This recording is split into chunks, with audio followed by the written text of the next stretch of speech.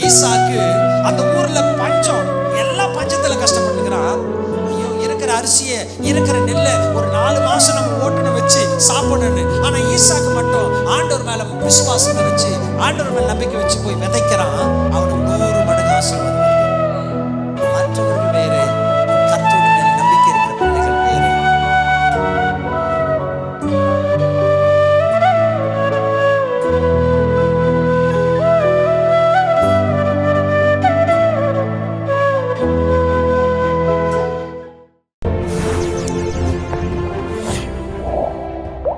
ஹல்லேலூயா. பக்கத்துல கை கொடுத்து சொல்லுங்க, இன்றைக்கு நீங்க உயிரோடு இருக்குது ஆண்டவருடைய கிருபை.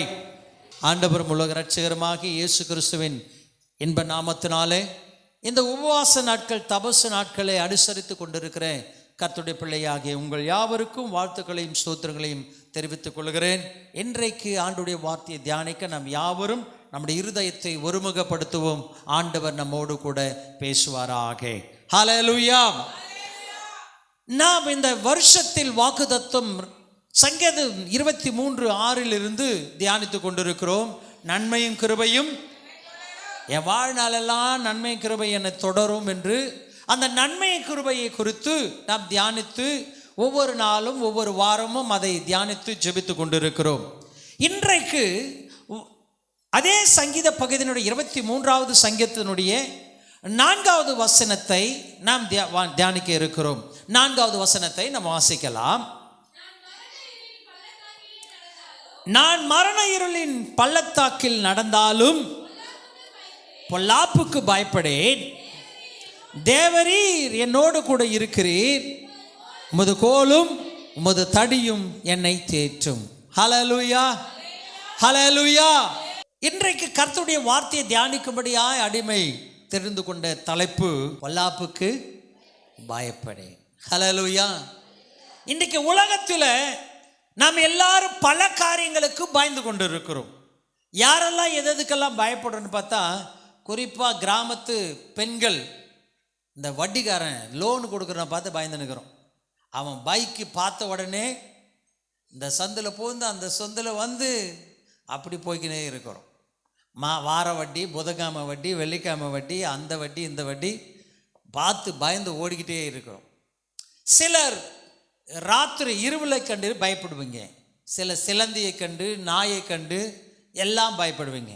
வேறு சிலர் வேற மனுஷங்களை கண்டு பயப்படு. சொந்தக்காரன் வந்துட்டாவே, எப்பா இவன் வந்துட்டான சொந்தக்காரன், இவன் வந்துட்டாக்கா 2 நாளாவது கூடாரம் போடாமல் போட மாட்டாங்க. அந்நேரத்துக்கு பேக்கை எடுத்துட்டு ரெடி ஆகுங்க. எங்கம்மாண்ணா திடீர்னு ஒரு அவசரம், நான் போக வேண்டிய சூழ்நிலை, கதவை சாத்தின்னு இருப்பீங்க. நம்ம கிராமத்தில் செய்ய மாட்டீங்க, ஆனால் பட்டணங்கள் அப்படி செய்வாங்க.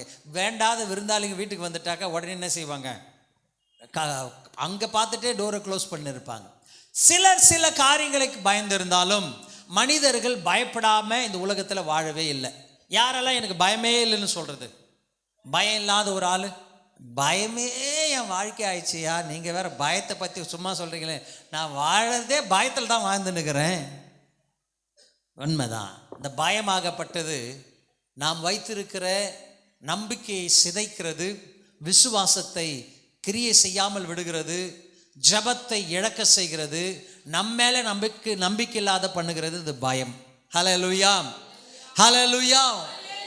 பயப்படுகிறவர்களும் அவிசுவாசிகளும், பயம் அவிசுவாசம் ரெண்டும் ஒன்றா சேர்ந்துடும்.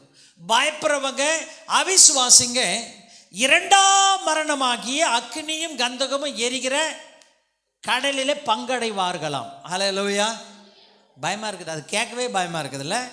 பயப்படுறவங்க யாருன்னு சொன்னால் அதுக்கு அடுத்த வசனம் வர வரி, பயப்படுறவங்க யாருன்னா அவிசுவாசிங்க பயப்படுவாங்களாம். ஹல்லேலூயா.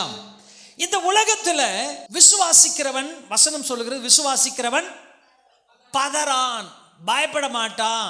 அதை குறித்து பெருசாக பதட்டப்படவே மாட்டான். ஏன்னா ஆண்டவர் எனக்கு எல்லாத்தையும் செய்வார், நான் அவரை நம்பியிருக்கிறேன், அவர் எனக்கு செய்வார் என்ற நம்பிக்கை. ஆனால் இந்த பயமாகப்பட்டது என்னதான் நம்ம நம்பிக்கை விசுவாசம் ஜெபம் பண்ணாலும், எங்கே ஜெபம் பண்ணிடுவாங்க, ஏசப்பா எனக்கு எல்லாம் செய்வார், ஜெபம் பண்ணிட்டு வெளியே போயிட்டு எப்படி தான் எடுக்க போடணும், எப்படி தான் அடைக்க போடணும். அப்போ நம்ம விசுவாசத்துக்கும் நம்பிக்கைக்கும் ஜபத்துக்கும் சம்மந்தமே. ஜபன்றது ஒரு பார்ட்டாக வச்சுக்கிறோம், பயன்றது இன்னொரு பார்ட்டு. இதுக்கும் அதுக்கு சம்பந்தமே நம்ம படுத்துறதே இல்லை. ஆனால் நீங்கள் விசுவாசிச்சுட்டா பயம் வரக்கூடாது. ஹலோ, ஹல்லேலூயா, ஹல்லேலூயா. இடையர்கள் ஆடுகளை மேய்த்து கொண்டிருக்கும் போது மேய்ப்பர்கள் தேவதூதன் வந்து, பயப்படாதிருங்கள், எல்லா ஜனத்துக்கும் உண்டாக்குற நற்செய்தி, இன்று கர்த்தராகிய கிறிஸ்து ரட்சகர் இயேசு பிறந்திருக்கிறார், அதனால் நீங்க என்ன செய்யாதீங்க, பயப்படாதீங்க. அன்னைக்கு பிறந்திருக்கிற இயேசப்பாவே பயப்பட வேண்டாம் என்று சொல்லும்போது, உனக்கா எனக்கா ஏசாமி பிறக்க மாட்டேன் செய்யல, அவர் மரித்திருக்கிறார், மரணத்தை ஜெயித்திருக்கிறார், உனக்காக எனக்காக ஒரு ஸ்தலத்தை ஆயத்தப்படுத்தியிருக்கிறார். அவர் திரும்ப வர வரைக்கும் சொல்லியிருக்கிறார், நான் உங்களோடு கூட சகல நாட்களில் இருப்பேன், பரிசுத்த ஆவியாகிய தேற்றவாளனை உங்களுக்காக வச்சுட்டு போறேன், நான் வருவேன் திரும்பி உங்களை அழைச்சு கொண்டு போவதற்கு என்று சொன்னேன்.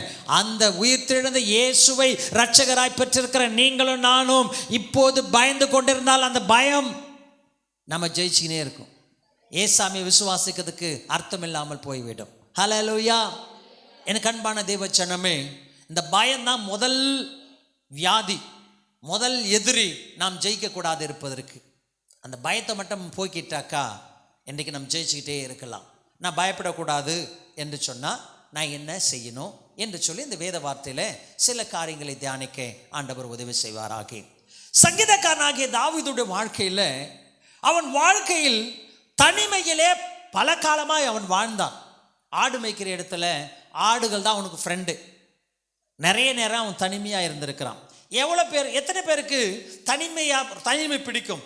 என்னை தனியாக விட்டால் நான் காலி ஆகிடுவேன், எனக்கு பிரச்சனை தனிமையாக இருக்கக்கூடாது. எப்போ ஏதோ ஒரு சத்தம், ஆளுங்க கூட்டம் சத்தம் நடந்துக்கிட்டு பேசிக்கிட்டே, எனக்கு அப்படி, ஏன்னா ஹாஸ்டலில் படித்ததுனால அப்படி எனக்கு ஒரு இது. தனியாக இருந்துட்டுன்னா நீங்கள் பார்த்தீங்கன்னா நான் சிக்காயிடுவேன். தனியாக இருந்தாக்கா நான் வெளியே வரமாட்டேன், அந்த பெட்டை விட்டு எழுந்திருக்க மாட்டேன், அப்படி ஒரு நிலைமை. சிலருக்கு தனியாக இருந்தால் பிடிக்கும். தாவீது அதிகமாய் தனிமையில் தான் இருந்திருக்கிறார். சின்ன வயசில் அவருடைய வேதனை ஆடுகளோடு சேர்ந்து. ஆனால் அதுக்கப்புறம் கர்த்தரை அவர் துணையாய் கொண்ட பின்பதாய் அவர் தனியாய் இருக்கவே இல்லை. ஹல்லேலூயா. குடும்பத்தில் இருக்கும்போது அவர் தனியாக விடப்பட்டால், தனிமையாக்கப்பட்டால், தெய்வத்தை கம்பெனியா, தெய்வத்தை அவருக்கு பார்ட்னரா, அவரை கூட கம்பெனியா அவர் வச்சுக்கிட்ட பின்னாடி அவர் கூட ஒரு கூட்டம் எப்பவுமே இருந்துகிட்டே இருந்துச்சு. ஹல்லேலூயா. வேதத்தில் நீங்கள் வாசிக்கலாம், ஆடு மேய்த்து கொண்டிருந்த தாவீது காடுகளிலும் மலைகளிலும் முள்ளுகளிலும் தெய்வத்தை அவன் ஆராதனை செய்தான். ஆடுகளோடு இருந்த போதும் அவன் தெய்வத்தோடு அவன் வாழ்ந்ததுனால தெய்வம் அவனோடு கூட இருந்தார். அதனால அவன் ராஜாவாக அபிஷேகம் பண்ணப்பட்டான். அபிஷேகம் பண்ணப்பட்ட ராஜாவுக்கு பின்னாடி ஒரு கூட்ட சேவகர்கள் எப்போதும் கூடவே ஓடினாங்க. அவன் ஓடும் போதும், அவன் சவுலுக்கு தப்பித்து ஓடும் போது அவன் தனியாக ஓடல, ஒரு கூட்டம் அவன் கூட போர் வீரர்கள் இருந்துக்கிட்டே இருந்தாங்க. அவன் சாகர படுக்கையில் படுக்கையில் இருந்தாங்க. அப்பவும் அவன் கூட பணிவிடை செய்யறதுக்கு கூட ஆளுங்க இருந்துக்கிட்டே இருந்தாங்க. ஹல்லேலூயா. எப்போது நீ தெய்வத்தோடு இணைய ஆரம்பிக்கிறாயோ, தெய்வத்தை பிடித்து கொள்ள ஆரம்பிக்கிறாயோ, நீ தனிமையாய் எப்பொழுது விடப்படுவதில்லை.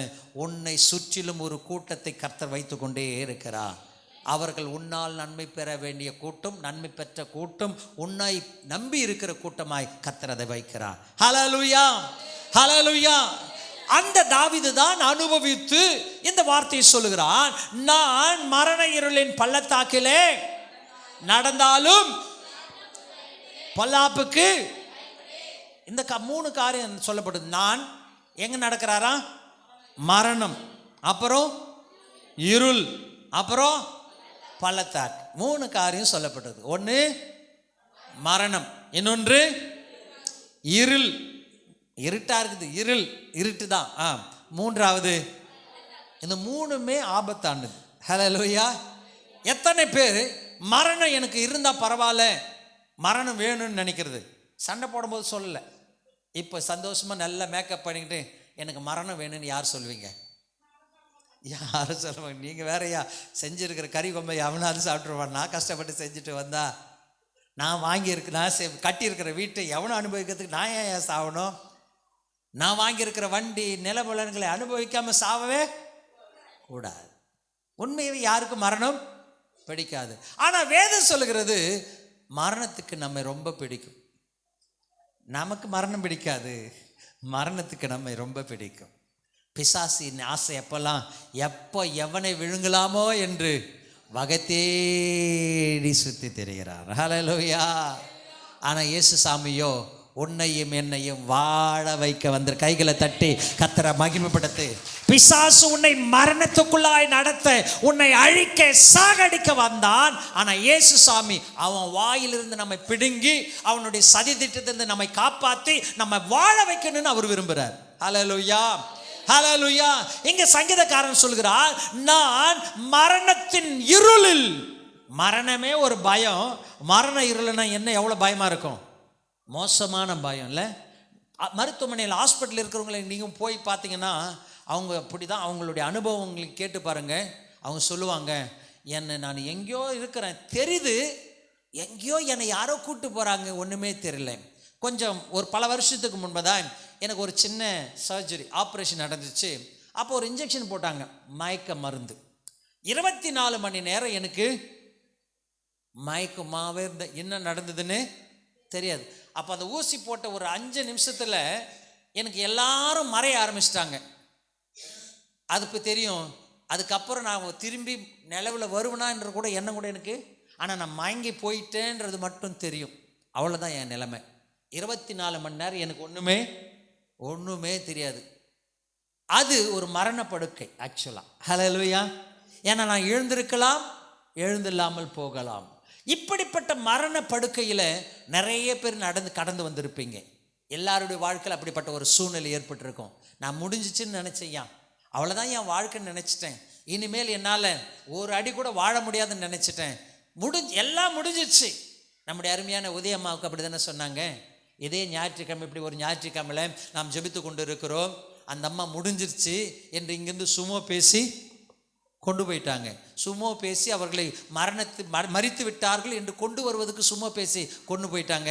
இதே இடத்துல நீங்களும் நானும் அழுது ஜெபிச்சோம். அந்த சுமோவில் போனவங்க திரும்பி வந்துட்டாங்க. ஹல்லேலூயா. என் ஏசப்பா நினைச்சா அந்த மரண படுக்கையை நமக்காக மாற்ற அவரால் முடியும். ஹல்லேலூயா. அதை தான் சங்கீதக்காரனாக தாவீது சொல்றார், நான் மரண இருளில் பள்ளத்தாக்கு.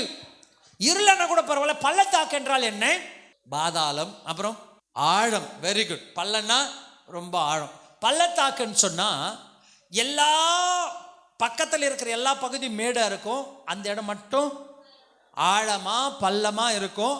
அதில் ஏறி வர்றது ரொம்ப கஷ்டமா இருக்கும் பள்ளத்தாக்கு. குறிப்பாய் சண்டைக்கு போகிறவர்கள் நிறைய பேர் என்ன செய்வாங்கன்னா, பதுங்கி இருப்பாங்க மலை மேலே. அவன் எப்போ பள்ளத்தாக்கில் கீழே வரா அப்போ அவனை ஈஸியாக மேலே ஏற முடியாமல் ஜெயிச்சிடலான்னு சொல்லி அப்படி காத்திருப்பாங்க. இங்கே வசனம் சொல்கிறது, இந்த பள்ளத்தாக்கு இந்த மரணம் எப்படிப்பட்டதுதான், மேலே 4 பக்கமும் மலை சூழ்ந்து நடுவிலே இருக்கிற மரண பள்ளத்தாக்கு. ஹல்லேலூயா. கெகானா பள்ளத்தாக்கு என்று ஒன்று உண்டு. எல்லா செத்துட்டே சவக்குழி பள்ளத்தாக்கு, அது சவக்குழி மாதிரி ஒரு பள்ளத்தாக்கு. அங்கே உள்ள ஆழத்தில் அந்த சத்தம் கேட்டுக்கிட்டே இருக்கும், மரண ஒலி கேட்டுக்கிட்டே இருக்கும். இங்கே வேதத்தில் சொல்கிற மரண பள்ளத்தாக்கு தப்பிக்க முடியாத ஒரு பள்ளத்தாக்கு. நான் எப்படியுமே தப்பிக்க முடியலையா, 4 பக்கம் மலை, நடுவில் பள்ளம். அந்த பள்ளத்தாக்கு அது என்ன பள்ளத்தாக்கு, வெறும் பள்ளத்தாக்கு இல்லை, மரணம் இருள் பள்ளத்தாக்கு. ஹல்லேலூயா. மரணம் இருக்கிறது, இருள் இருக்கிறது, இன்னொன்று ஏறவே முடியாத மாதிரி உயரம். 4 பக்கத்துலேயும் நான் தப்பிக்க கூடாதான ஒரு சூழ்நிலை. இப்படிப்பட்ட சூழ்நிலைகளை நம்முடைய வாழ்க்கையில் அநேகர் கடந்து வந்திருப்பீர்கள். ஐயா, நான் எந்த பக்கம் பார்த்தாலும் நான் முன்னேறத்துக்கோ தப்பிக்கிறதுக்கோ மேலே வர்றதுக்கு வழியே இல்லை, ஏன்னா அது ரொம்ப பெரிய பள்ளத்தாக்கு, நான் ஏறவே முடியாது, நான் காப்பாற்றுறதுக்கு வழியே இல்லை. நம்ம ஊரில் சொல்கிற மாதிரி வாய்ப்பே இல்லை. எங்கே போனாலும் தப்பிக்க, எங்கே போனாலும் ஜெயிக்க, எவ்வளோ முயற்சி பண்ணாலும் நான் முன்னேற வாய்ப்பே. இன்னைக்கு நிறைய பேருடைய வாழ்க்கையில், ஐயா ஒரு பிரச்சனையிலேருந்து கடன்லேருந்து தாண்டி இப்போ தான் மேலே வரேன்னு நினச்சேன், அதுக்குள்ளே இன்னொரு பிரச்சனை வந்துருச்சு, என் வாழ்க்கையில் இதில் தாண்டறதுக்கு வாய்ப்பே இல்லையா. எத்தனை பேர் நினச்சின்னு இருக்கேன், உங்கள் கடன் பிரச்சனையில் மாட்டிக்கிட்டு தாண்ட வாய்ப்பில்லை, உன் வியாதியில் மாட்டிக்கிட்டு வெளியே வர வாய்ப்பே இல்லைன்னு நினச்சிட்டு இருக்கிறீங்களா? ஏசப்பா உங்களை பார்த்து சொல்லுகிறார், மரண இருளில் அது வாழ்க்கை அல்ல, அது பள்ளத்தாக்கில் நடக்கிறேன். நடக்கிறேன்னு என்ன அர்த்தம்? மரண இருளில் பள்ளத்தாக்கில், அங்கே வசனம் சொல்லுது, நான் நடந்தாலும் வாழ்ந்தாலும் சொல்லலை, நடந்தாலும். அப்போ நடந்தா என்ன அர்த்தம்? அதை தாண்டி நடக்கிறவங்க மரணத்தில் தாண்டி கண்டிப்பாக என்ன செஞ்சாகணும்? கடந்து ஆக வேண்டும். அதுதான் பாயிண்ட். இன்னைக்கு நீங்களும் நானும் மரண இடத்துல போயிருக்கலாம், ஆனால் ஆண்டவர் சொல்றாரு, நீ அங்கேயே இருக்க போகல, அது நிரந்தரம் இல்லை. That is not your destiny. அதுதான் உன் முடிவல்ல, அதுதான் உன் வாழ்க்கையினுடைய கடைசி அல்ல. அது ஒரு வாழ்க்கை, உன் பாதையில் ஒரு இடம் தான். அதை நீ தாண்டி வரப்போகிற சூழ்நிலை வந்துடுச்சு உன் வாழ்க்கையில். கர்த்தர் அந்த இடத்தை இன்றைக்கு மாற்ற போகிறார். உன் இடத்தை, நீ நடக்கிற அந்த மரண இருள் பள்ளத்தாக்கை கடக்க கர்த்தர் உனக்கு உதவி செய்ய போகிறார். ஹல்லேலூயா. ஆங்கிலத்தில் நீங்கள் வாசிக்கும் போது, I walk through the valley of shadow of death. நான் பள்ளத்தாக்கில் நடக்கிறேன். அது என்னவா? shadow of death. அது மரணத்தினுடைய, சாவினுடைய நிழல். ஹல்லேலூயா. ஆங்கிலம் அதை தெளிவாய் சொல்லுகிறது. அந்த பள்ளத்தாக்கு எப்படிப்பட்டதுன்னா, அது நிழல், but it is not real. Hallelujah. எனக்கு அன்பான தேவ ஜனமே, உங்களை பயமுறுத்துகிற வியாதி, உங்களை பயமுறுத்துகிற கடன் பிரச்சனை, அது நிஜம் அல்ல, அது நிழல் தான். நிழல் பாம்பு உங்களை கொத்தினால் நீங்கள் என்ன செய்ய மாட்டீர்கள்? சாவ மாட்டீங்க. நிழல் கத்தி உங்களை குத்தினால் சாவ மாட்டீங்க, அப்படிதானே? நிழல் கல் உங்க மேலே பட்டா ரத்தம் வராது. ஆமென். இன்றைக்கு வருகிற உங்க பிரச்சனை எல்லாம் ஏசப்பா சொல்றாரு, அது நிழல் தான், நிஜமில்லை. கைகளை தட்டி கர்த்தரை மகிமைப்படுத்துங்க. அது உண்மையாவே நிஜம்தான், ஆனால் அதை நிழலா ஏசப்பா உங்களுக்காக மாத்திடுறாரு. ஹல்லேலூயா. தாவீதுடைய வாழ்க்கையில் மரணம் வந்துச்சு. ஏன்னா அவங்க மாமனார் கொலை செய்யறதுக்கு விரட்டிக்கிட்டே இருக்கிறான். படை வீரர்களை கொண்டு போய் அவனை எப்படியாவது சாகடிக்கணும்னு விரட்டுறான். அவன் பையன் அவனை சாவடிக்கணும்னு திரட்டுறான். இதெல்லாம் நெஜம்தான். ஆனால் ஏசாமி நெஜத்தை அவனுக்காய் நிழலாய் மாற்றி விட்டார். இன்னைக்கு உங்கள் வாழ்க்கையில் வருகிற பிரச்சனைகளை ஏசப்பா பனி போல் அதை மாற்றுகிற தேவன். மழை போல துன்பம் வரும்போதும் அதை பனி போல மாற்றுகிறார். அது துன்பம் உண்மைதான், மரணம் உண்மைதான். எங்கள் அன்பு சகோதரி சொன்னதை போல அவ்வளோதான். கொஞ்சம் யோசிச்சு பாருங்களேன், நீங்கள் மாட்டி தொங்குனீங்க, அப்படி தானே? தொங்குறதுக்கு ரெடி ஆகிட்டீங்க, அது மறிக்கலை, உட்கார்ந்துக்கிட்டு மாட்டிக்கிட்டவங்க செத்துட்டாங்க. அப்போ உண்மை தானே அந்த மரணம்? அந்த மரணத்தை ஏசப்பா நமக்கு நிழலாய் மாற்றி விட்டார். ஹல்லேலூயா, ஹல்லேலூயா. இன்னைக்கு கர்த்தருடைய பிள்ளைகளாய் இருக்கிற நீங்களும் நானும் ஆண்டவருடைய பிள்ளைகளாய் வாழும்போது, கர்த்தரை சார்ந்து அவரை நம்பி இருக்கும்போது, உங்கள் வாழ்க்கையில் வருகிற எதுவாக இருந்தாலும் அதை நிழலாய் மாற்றுவார். அப்ப நிஜம் என்னையா போச்சு? நிஜம் மரணம்னு ஒன்று இருக்குது, இருள்னு ஒன்று இருக்குது. அது எங்க போச்சு? அதை உனக்காய் எனக்காய் இயேசு தம்மேலே சுமந்து கொண்டார். ஹல்லேலூயா. பாவத்தின் சம்பளம் மரணம். நாம் எல்லாரும் யாரு? நீதிமான்களா பாவிங்களா? அப்ப ஏன் மரணம் எனக்கு வரல? நான் பாவி தானே, மரணம் எனக்கு வரல. அது நிழல் மாதிரி தான் எனக்கு தெரியுது. என்னன்னா அந்த மரணத்தை ஏசப்பா எனக்காக அவர் ஏற்றுக்கிட்டார். அம்மா, நீங்கள் படுற வேதனை கண்ணீர் எல்லாம் ஏசு சுமந்து கொண்டார். இனி நீங்கள் சுமக்க தேவையில்லை. நீங்கள் என்ன சொல்கிறீங்கள, பா 4 பக்கம் எந்த பக்கம் பார்த்தாலும் எனக்கு வழி இல்லை. ஏசப்பா சொன்ன திறந்த வாசலை உனக்கு முன்பதாக வைத்திருக்கிறேன். என் வாழ்க்கையில் ஜெயிக்க முடியல, வருமானம் இல்லாமல் நான் என்னையா பண்ண முடியும்? பிள்ளைக்கு சாப்பாடு வாங்கி கொடுக்க முடியுமா? துணி வாங்கி கொடுக்க முடியுமா? அதுக்கு நல்ல காரியம் பண்ண முடியுமா? என்ன பண்ண முடியும்? எந்த வழியுமே இல்லை, எங்க வருமானமே இல்லை.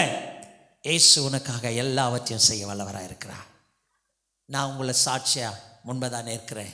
ஒன்றும் இல்லாமல் தகப்பனை இழந்து பறிகொடுத்து ஒன்றும் இல்லாமல் நிர்கதியாய் அங்கலாய்த்து நின்ற போது இருள் சூழ்ந்து கொண்டது.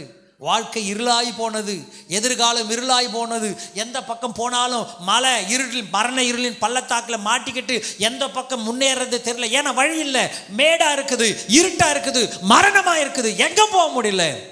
அந்த நேரத்தில் தான் ஒளியாய் இயேசு எனக்காய் வந்தார். அந்த இருளிலே இயேசு ஒளியாய் வந்ததுனால இருள் என்னை பற்றி கொள்ளவில்லை. இருள் உங்களை ஜெயிக்காதபடி ஒளியாகி இயேசு உங்களையும் என்னையும் இதுவரைக்கும் வாழ வைத்திருக்கிறார். அதற்கு நன்றி செலுத்துங்க. ஹல்லேலூயா. அந்த சங்கீதக்காரன் வார்த்தை சொல்லுது, நான் மரணத்தில் பள்ளத்தாக்கில் நடந்தேன், ஆனால் பொல்லாப்பு மட்டும் எனக்கு என்ன செய்யலை, நேரலை. பொல்லாப்பு தான் அது, ஆனால் அந்த பொல்லாப்பு எனக்கு நேரிடலை. ஏன்னா அதுக்கு அடுத்த அந்த வசனத்தை பிற்பகுதி சொல்கிறது, காரணம் என்ன, தேவரீர். அதான் காரணம். ஹல்லேலூயா. சாவு என்கிட்ட தான் வந்துச்சு, அசிங்கம் என் மேலே தான் வந்துச்சு, அவமானம் என் மேலே தான் வந்துச்சு. ஆனால் அதனுடைய பொல்லாப்பு, அதனுடைய தாக்கம், அதனுடைய வலி என் மேலே பெருசாக பாதிக்காத காரணம் என்னன்னா, என் கூட ஒருத்தர் இருந்தார், தேவரீர் என்னோடு கூட இருக்கிறீர். என் கூட இருந்தவர் என் மேலே பட வேண்டிய அடியெல்லாம் அவர் வாங்கிட்டார். நான் பட வேண்டிய வேதனை அவர் பட்டுட்டார். நான் பட வேண்டிய அவமானத்தை அவர் ஏற்றுக்கிட்டதுனால பொல்லாப்பு எனக்கு நேரிடலை. ஹல்லேலூயா. இன்றைக்கு ஒருவேளை உங்களுக்கு பள்ளத்தாக்க வாழ்க்கை மாட்டிக்கிட்டு, இருளான பள்ளத்தாக்கு, மரண பள்ளத்தாக்கில் மாட்டிக்கிட்டு வழி அறியாமல் இருக்கிறீர்களோ, இயேசு உங்களுக்காக சொல்கிறார், நான் உங்களோடு கூட இருக்கிறேன், பொல்லாப்பு உங்களுக்கு நேரிடாது. ஹல்லேலூயா. ஒரே ஒன்று தான் அவர் சொன்ன, தாவீது சொன்ன ஒரே ஒரு காரியம்தான் அந்த பொல்லாப்பு அவருக்கு நேரிடாதபடி உதவி செய்தது. தேவரீர். சொல்லுங்க, எல்லாரும் சொல்லுங்க இந்த பக்கம், தேவரீர். எல்லா வாயை அறிக்கை பண்ணுங்க, பொல்லாப்பு உனக்கு நேரிடக்கூடாதுன்னு சொன்ன சொல்லுங்க, தேவரீர் என்னோடு கூட இருக்கிறீர், பொல்லாப்பு எனக்கு நேரிடாது. ஹல்லேலூயா. அம்மா, பொல்லாப்புன்னா சும்மா பொல்லாப்பு இல்லைங்கம்மா, அது சாவின் பொல்லாப்பு, மரணத்தின் பொல்லாப்பு, மரணத்தின் இருளின் பொல்லாப்பு. ஆனால் அது கூட நம்மளை தொடாதபடி கர்த்தர் நம்ம கூட இருந்தனால நம்மை காப்பாற்றிருக்கிறார். அதை அப்படியே காப்பாற்றி அப்படியே விட்டுறதில்ல. நீ பயந்துட்டியோ மகனே, நேலை பார்த்து பயந்துட்டியோ, கத்தி நேல் பார்த்து பயந்துட்டியோ, பாம்பு நேல் பார்த்து பயந்துட்டியோ, அவர் எடுத்துக்கிட்டு அதெல்லாம் ஒன்றும் இல்லை, சுச்சு ஜுஜுப்பி ஒன்றுமே இல்லை. ஏசப்பா சொல்கிறாரு, அது நேல் தான், ஆனால் உண்மை அவர் ஏற்றுக்கொண்டார்.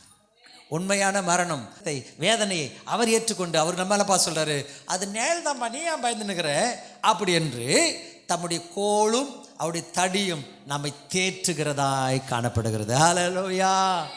ஒரு மேய்ப்பனுடைய கோல் தடி எதற்கென்று சொன்னால், 2 காரியங்களை செய்வதற்கு மேய்ப்பனுடைய கோல் இருக்கு. ஒன்று ஆடுகளை நடத்துவதற்கு, இன்னொன்று ஆடுகளை சரிப்படுத்துவதற்கு, சீர்படுத்துவதற்கு. ஆடுகளை நடத்துவதற்கு கோல் எதுக்கு வச்சுருப்பாங்கன்னா, ராடு, அதில் மருந்து வச்சுன்னு இருப்பாங்க. அதுக்குள்ள சின்ன சின்ன ஃபஸ்ட் எய்ட் ஐட்டம்ஸ் எல்லாம் அந்த மேலே ஒரு வலையமாக இருக்கும். நம்ம ஊரில் கொடை கம்பி மாதிரி இருக்குங்க இல்லையா, அன்னைக்கு கோல் அப்படி தான் வச்சுருந்தாங்க. இப்போல்லாம் வச்சுருக்கிறவங்க நேராக ஒரே கம்பு போகிற வயலில் உடச்சின்னு போயின்னு இருக்காங்க. ஆனால் பிரத்யேகமாக மெய்ப்பர்களுக்குன்னு ஒரு கோல் இருந்துச்சு. அந்த ரவுண்டாக இருக்கிற அந்த வளையத்தை எடுத்தால் அதுக்குள்ளே மருந்து, ஃபஸ்ட் எய்ட் மருந்து எல்லாரும் வச்சுருப்பாங்க. இன்னொன்று, அந்த வளைவு எதுக்கு என்று சொன்னால், ஆடுகள் மேய்ப்பதற்கு, ஆடுகள் மேய வேண்டும், புல்லை ஏதாவது உயரமாக இருக்கிறத அது வளைத்து கொடுப்பதற்கு, ஆடுகள் அவசரமாக சாப்பிடாமல் இருக்கணும், அதை வளைச்சி கிட்ட கொடுப்பதற்கு. என் ஆண்டவர் உன்னையும் என்னையும் காப்பாற்றி அப்படியே விடாமல் உங்களுக்கு எனக்கு தேவையானதை அவர் நம்மக்கிட்ட சேர்த்து எடுத்துகிட்டு வந்து கொடுக்குறார். உனக்கு தேவையான நன்மையை அவர் உன்கிட்ட கொண்டு வந்து கொடுக்குறார். 2வது காரியத்தை என்ன செய்கிறாருன்னா, அவர் உன்னை சரியான பாதையில் நம் தவறி போகும்போது, நம் தூரம் போகும்போது அவரை நம்ம தட்டி சரிப்படுத்துகிற தேவனாக இருக்கிறார். ஹல்லேலூயா. உன்னையும் என்னையும் கம்ஃபர்ட் பண்ணுகிற, தேற்றுகிற தேவன் நம்ம கூடவே இருக்கிறதுனால மரணம் நம்மை சுற்றி வரலாம், பொல்லாப்பு நமக்கு எதிர் நிற்கலாம், பக்கத்தில் நிற்கலாம், முன்னாடி நிற்கலாம், பின்னாடி நிற்கலாம். ஆனால் அந்த பொல்லாப்பு உன்னை நேரிடாதபடி, உன்னை தொடாதபடி தேவன் காப்பாற்றுகிறார். ஹல்லேலூயா.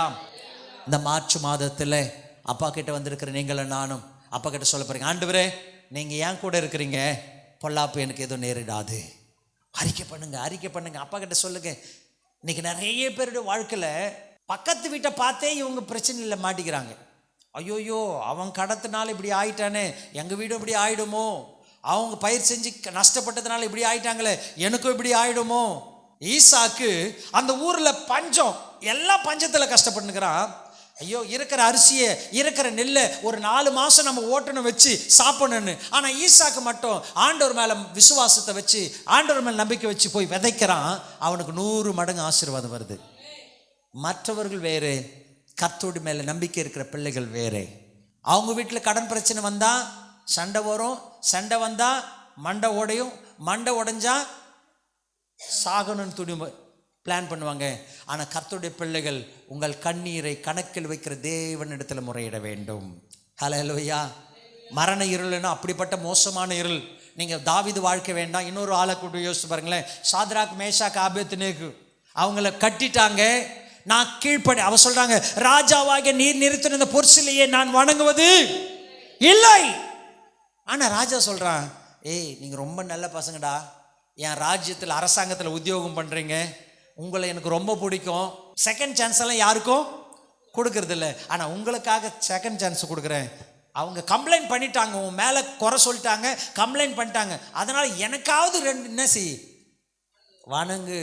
அவன் சொல்கிறான், ராஜாவாகிய உமக்கு நான் சொல்கிறதுக்கு ஒன்றும் இல்லைப்பா, நீ நிறுத்தின சிலையை வணங்குவதில்லை என்று ராஜாவாகிய உமக்கு தெரிந்திருப்பதாக. நாங்கள் வணங்குற, நாங்கள் ஆராதிக்கிற எங்கள் தேவனாகிய கர்த்தர் நீ நிறுத்தின இந்த பொற்சிலை வணங்காத எங்களை எரிகிற அக்கினி சுவாலையிலிருந்து விடுதலை செய்ய வல்லவராயிருக்கிறார். இது அவங்களுடைய ஸ்டேட்மெண்ட், இது நம்ம எல்லாருடைய ஸ்டேட்மெண்ட். ஏசப்பா என்ன எல்லாரையும் விடுதலை செய்வார். ஆனால் அவங்க ஒரு படி மேலே போயிட்டு, ஒரு வேளை அவர் விடுதலை செய்யாமல் போனாலும் நான் வணங்க மாட்டேன். இன்னைக்கு அன்பு மகனே மகளே, உங்களோட விசுவாச வாழ்க்கை ஒரு படி மாறணும். நாம் எப்படி செய்வோம்? ஜெபம் பண்ற ஆண்டவர் கொடுத்தா சோத்திரம், கொடுக்கலாம் ஆத்திரம். ஆமாம், சர்ச்சைக்கெல்லாம் வர முடியாது, பைபிளை படிக்க முடியாது, பாட்டு பாட முடியாது, உபவாசம் கலந்து கொள்ள முடியாது, பெண்கள் ஜெபம் no no no, fasting prayer 7 மணி நோ. நான் ஜெபம் பண்ணி எதுவுமே கிடைக்கலையே, நான் ஜெபம் பண்ணதெல்லாம் கிடைக்கலையே. இது விசுவாசம் இல்லை. இது வெளியில் இருக்கிறவங்க கூட சொல்லுவாங்க. ஹல்லேலூயா. இது வெளியில் இருக்கிறவங்க சொல்லுவாங்க. நாம் அதுக்கு ஒரு படி மேலே இருக்கணும். நான் விசுவாசிக்கிறது, நான் நம்புகிறது யாரால வரும்? அவராலே வரும். ஹல்லேலூயா. அதனால சாத்ராக் மேஷாக் ஆபேத்நேகோ கட்டிட்டாங்க. நெருப்புல போடுறதுக்கு தூக்கின்னு போய் எத்தனை பேர் போட்டாங்க நெருப்புல? 3 பேர். 3 பேரை போடுறதுக்கு எத்தனை பேர் வந்திருக்கும், தேவைப்பட்டிருக்கோம்? இப்போ நெருப்புல போடணும்னா நெருப்பு படக்கூட கொஞ்சம் தூரத்துலேருந்து போடணும். ஒரு ஆளை எத்தனை பேர் தூக்கி போட முடியும்? ஒரு ஆளுக்கு 4 பேர். சூப்பர். ஏன்னா அவனுங்களை ஆம்பளை ஒரு வாலிப பசங்களை தூக்கி போடணும், 4 பேர் ஒரு ஆளை போடணும். 3 4 12 பேர் லைனில் நிற்கிறான் தூக்கி போடுறதுக்கு வரிசை. ஏன்னா பெரிய சூளை. 12 பேர் தூக்கி வீசிட்டு இவங்க காலி 12 பேரும். ஹல்லேலூயா. தூக்கி நெருப்புல போட்ட 12 பேர் காலி. உள்ள போட 3 பேர் 4 பேரை சுத்தின்னு இருக்கிறாங்க, கைகளை தட்டி அப்பா மகிமைப்படுத்து. யோசிச்சு பாருங்கம்மா, ஒரு நெருப்புல உங்களை கட்டி, ஏம்மா நீங்க கிறிஸ்துவங்களை மாறல, நீங்க கிறிஸ்துவங்களை மாறிட்டீங்க, இதில் ஜாதி சான்றிதழ் வேற மாத்திட்டீங்க, கிறிஸ்துவங்கன்னு சொல்லிட்டீங்க, இனிமேல் உங்களுக்கு தண்டனை தான். எடுத்துட்டு போய் நெருப்புல கட்டி நிப்பாட்டி வச்சுக்கிறாங்க. ரேஷன் கார்டை பிடிங்கிட்டு கோழிக்கு போடுற அரிசியை கூட பிடுங்க தர முடியாது அப்படின்னு வச்சுன்னுக்கிறாங்க. இப்போ நீங்கள் என்ன செய்வீங்க? சார் நீங்கள் தப்பாக ஒன்று நினச்சிக்காதீங்க. அவங்க சொல்கிறாங்க, நீ என்னை நெருப்பில் போட்டாலும் நான் மாற மாட்டேயா. ஹல்லேலூயா. எத்தனையோ வருஷம் ஆயிடுச்சு. சாத்ராக் மேஷாக் ஆபேத்நேகோ நம்ம என்ன செய்யலை, பார்க்கல. என்னைக்கு வரைக்கும் நம்ம உயிரோடு பேசின்னு இருக்கோன்னா அவர்கள் தேவன் மேலே வைத்த பக்தி வைராக்கியம். எனக்கு அன்பான தேவச்சனமே, பொல்லாப்பு உங்களுக்கு நேரிடாதம்மா. நெருப்பில் தூக்கி போடுறாங்களா, பள்ளத்தாக்கு மாதிரி அப்படியே சூழ்ந்து நிற்குதா, கவலைப்படாதீங்க. உங்கள் கூட இருக்கிறது உலகத்தில் இருக்கிறவனிலும் உங்களில் இருக்கிறவர் மகா பெரியவர். ஹல்லேலூயா. அவர் சொல்லிட்டாரு, என் பிள்ளைய ஒருத்தன் தொட்டா பின்னால அவன் என் கண்ணின் மணிகளை தொடுகிறதுக்கு சமானோ. பொல்லாப்பு என் பிள்ளைக்கு நேரிடாதபடி நான் காப்பாற்றுவேன். நீங்கள் செய்ய வேண்டியதெல்லாம், டெய்லி நீங்கள் செக் பண்ண வேண்டியதெல்லாம், தேவரீர் என்னோடு கூட இருக்கிறேன் என்று சொன்னாரே, அவர் கூட இருக்கிறாரா, வேற யாரன்னா கூட இருக்கிறாங்களா? பிசாசு நிறைய நேரங்கள் நம்ம கூட இருந்து நம்மளை பயமுறுத்துக்கிட்டே இருப்பான். ஆண்டவர் இன்றைக்கு உங்களை பார்த்து சொல்றாரு, நான் உன்னோடு கூட இருப்பேன். சீஷர்களுக்கு ஆண்டவர் பரலோகம் போவதற்கு முன்பதாக வாக்கு பண்ணிட்டு போனார், இதோ உலகத்தின் முடிவு வரையந்தும் சகல நாட்களிலும் நான் உங்களோடு கூட இருக்கிறேன்னு. அவங்களுக்கு மாத்திரம் இல்லை, நமக்கும் சொல்லியிருக்க, நான் உன்னோடு கூட இருக்கிறேன், பொல்லாப்பு உனக்கு நேரிடாது. அப்போ கிட்ட ஒப்பு கொடுக்கலாமா? மரணமா, இருளா, பள்ளத்தாக்கான வாழ்க்கையா, எழுந்திருக்க முடியலையா? இருள்னாக்கா நீங்கள் பார்க்கவே முடியாது, என்ன இருக்குதுன்னு பார்க்கவே முடியாது. அப்படி இருளான வாழ்க்கையா இருந்தாலும் ஆண்டவராகிய கர்த்தர் வெளிச்சமாய் உங்கள் வாழ்க்கையை அவர் காப்பாற்றி உங்களை அதிலிருந்து தப்புவித்து உங்களை உயர்த்த வல்லவராய் இருக்கிறார். நம்ம எல்லாரும் ஆண்டவரத்தில் ஒப்பு கொடுத்து ஜெபம் செய்யலாம். நல்ல ஆண்டவரே, உம்மை நன்றியோடு துதிக்கிறோம், ஸ்தோத்திரிக்கிறோம் ஆண்டவரே.